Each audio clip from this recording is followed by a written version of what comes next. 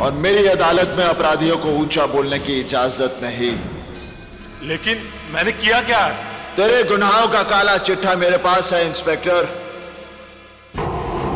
तुझे कानून की ठेकेदारी का लाइसेंस मिले 6 साल हुए और उन 6 सालों में तूने अपने लॉकअप में 5 लोगों को बेरहमी से मौत के घाट उतार दिया। देखो देवा, मुझे यहां से जाने दो। नहीं कुलकर्णी, मैं तुझे यहां से जाने की इजाजत नहीं दे सकता। मैं यहां ऊंचाई पर बैठा जरूर हूं, मगर इस कोर्ट के फैसले नीचे बैठे ये लोग करते हैं।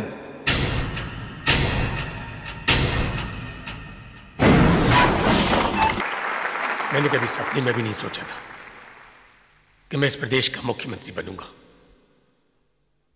क्योंकि राजनीति में आकर अपनी पहचान बनाना कभी मेरा मकसद नहीं रहा और ना ही मेरे परिवार का राजनीति के साथ कोई वास्ता रहा है। आज जहां मुझे इस बात की खुशी है कि एक मुख्यमंत्री की हैसियत से मैं अपने प्रदेश की सेवा कर सकूंगा, वहीं मुझे इस बात का डर भी रहता है कि पता नहीं मैं आपकी आशाओं को पूरा कर भी पाऊंगा या नहीं। मुझे इस इम्तिहान को पास करने के लिए आप सबकी और अपने साथियों के सहयोग की जरूरत है। मुझे खुशी है कि हमारे डिप्टी सीएम श्री कृष्णकांत जी हमारे साथ हैं, जिनके राजनीतिक अनुभवों का हमें लाभ होगा। मैं आपसे यह वादा नहीं करता कि इन समस्याओं को मैं जल्द से जल्द खत्म कर दूंगा, क्योंकि हालात जिस तरह बिगड़े हुए हैं उन्हें सुधारने में कुछ वक्त तो लगेगा ही। और ना ही मैं आपसे यह वादा करता हूं कि हर नौजवान के पास जल्द से जल्द रोजगार होगा, और ना ये कि गरीबी को हमारी सरकार जल्द से जल्द खत्म कर देगी। लेकिन हां, इतना वादा मैं अवश्य करता हूं, मैं इस प्रदेश से अपराधियों का पूरी तरह सफाया कर दूंगा। यह मेरा वादा है।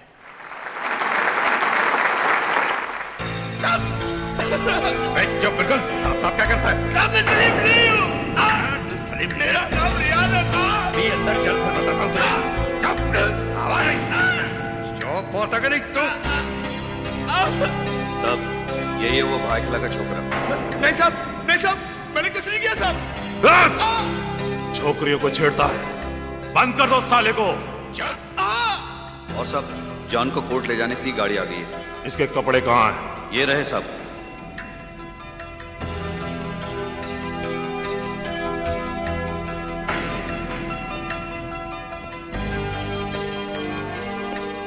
अपनी इस हालत का जिम्मेदार तू खुद है। आगे से ऐसी तकलीफ से बचना चाहता है तो कोर्ट में वही बयान देगा जैसा मैंने तुझे बताया है। देवा ड्रग्स और गोल्ड की स्मगलिंग करता है और इस काम के लिए उसने तुझे इस्तेमाल किया है। यही कहना है तुझको, समझा? बयान तो मैं दे दूंगा साहब, मगर कोर्ट के बाद मेरे को सीधा यही लाना साहब। मैं बाहर नहीं निकलूंगा साहब जब तक देवा पकड़ा नहीं जाता। मुझे यही रखना साहब। कोर्ट में देवा के खिलाफ तेरा बयान हो जाए, बस देवा जेल की सलाखों के पीछे होगा। चलो चलो पीछे हटो, चलो। एक्सक्यूज मी सर, हम उस गवाह के बारे में जानना चाहते हैं जिसे आप कोर्ट में पेश करने जा रहे हैं। क्या उसने पुलिस में यह बयान दे दिया है कि वो देवा के लिए काम करता है? वो किसके लिए काम करता है ये अभी हम आपको नहीं बता सकते। तो क्या पुलिस भी देवा के नाम से? सब पता चल जाएगा आपको। कोर्ट के फैसले के बाद सच्चाई आपके सामने आ जाएगी। और फैसले में देर कितनी है? इस वक्त तो गवाह कोर्ट में बयान दे रहा होगा। Excuse me sir, mister Kulkarni court नहीं पहुंचे।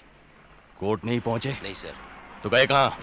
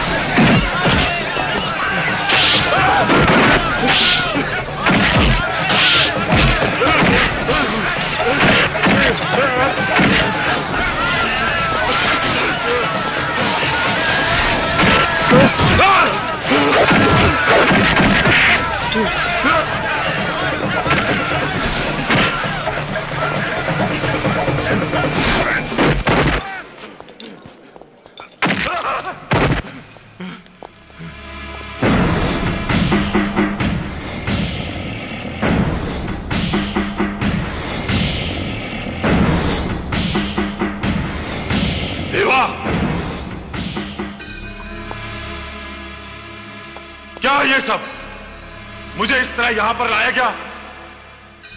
ये ठीक नहीं है देवा। चिल्लाओ मत इंस्पेक्टर, ये देवा की अदालत है और मेरी अदालत में अपराधियों को ऊंचा बोलने की इजाजत नहीं। लेकिन मैंने किया क्या? तेरे गुनाहों का काला चिट्ठा मेरे पास है इंस्पेक्टर। तुझे कानून की ठेकेदारी का लाइसेंस मिले 6 साल हुए और उन 6 सालों में तूने अपने लॉकअप में 5 लोगों को बेरहमी से मौत के घाट उतार दिया। देखो देवा, मुझे यहां से जाने दो। नहीं कुलकर्णी, मैं तुझे यहां से जाने की इजाजत नहीं दे सकता। मैं यहां ऊंचाई पर बैठा जरूर हूं, मगर इस कोर्ट के फैसले नीचे बैठे ये लोग करते हैं।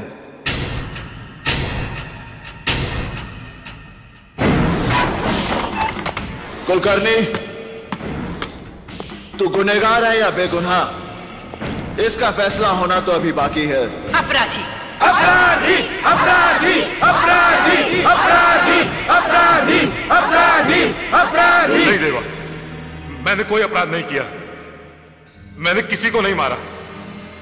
अब अगर मैं किसी को रिमांड पर लेता हूं और वो रिमांड में लेने के बाद जो तू उनका हश्र करता है, यही जानने के लिए मैंने जॉन को भेजा था तेरे पास।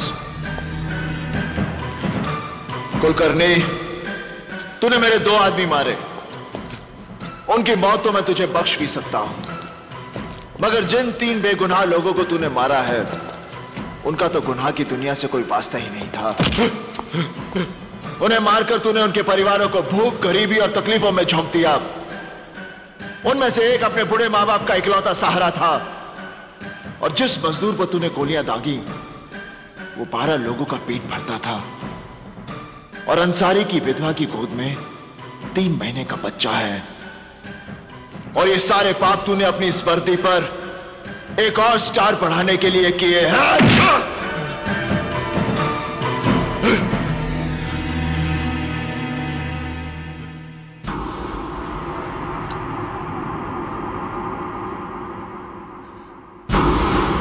नहीं देवा, नहीं देवा, तुम मुझे नहीं मार सकते। तुम जानते हो हमारा डिपार्टमेंट। ये काम मैं उसी की भलाई के लिए कर रहा हूं। ये रिवॉल्वर सरकार ने तुझे बुराइयों को मिटाने के लिए दिया था, तूने इससे सिर्फ गुनाह किए हैं। नहीं देवा, ये रिवॉल्वर पहली बार कोई नेक काम करने जा रहा है।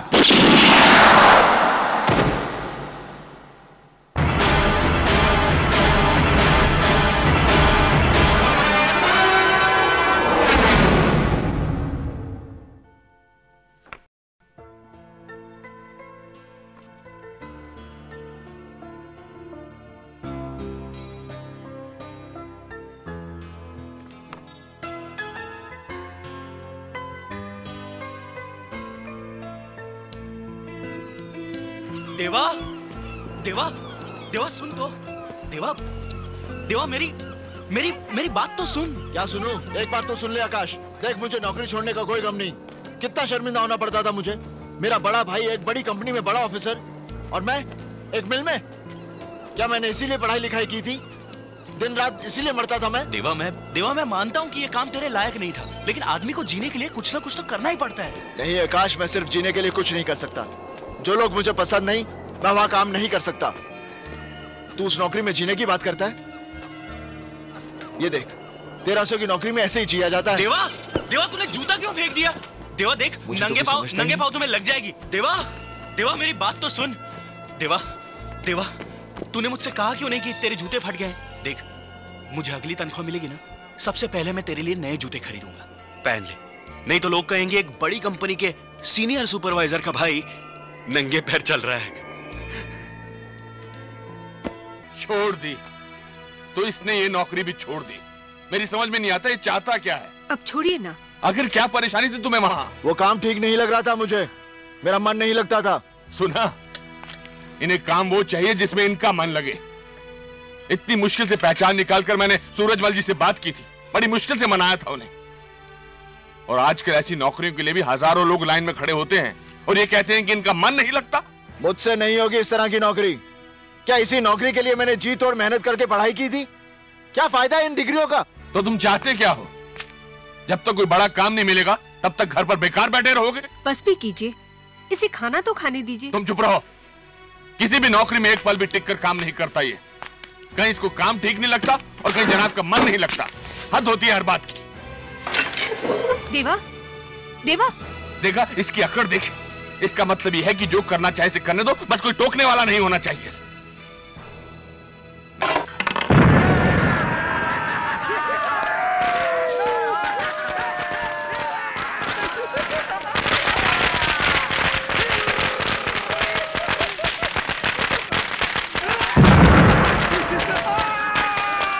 क्या बात है भाई, पटाखे किस खुशी में जला रहे हो? तेरे को मालूम नहीं क्या, इंडिया मैच हार गई है। अपन पूरे 5000 रुपए जीते ले बाप। जिस देश में पल रहे हो, जिस देश की रोटियां खाते हो, उस देश की हार की खुशियां मनाते हो। शर्म नहीं आती तुम्हें? लो, एक और गांधी जी आ गए। चल फूट ले इधर से, ये फूटेगा ना तेरा मुंह भी काला हो जाएगा। चल फूट ले, चल। भैया, भैया चलो ना। चल चल चल शाने चल। आकाश, गुड्डी को लेकर घर जाओ।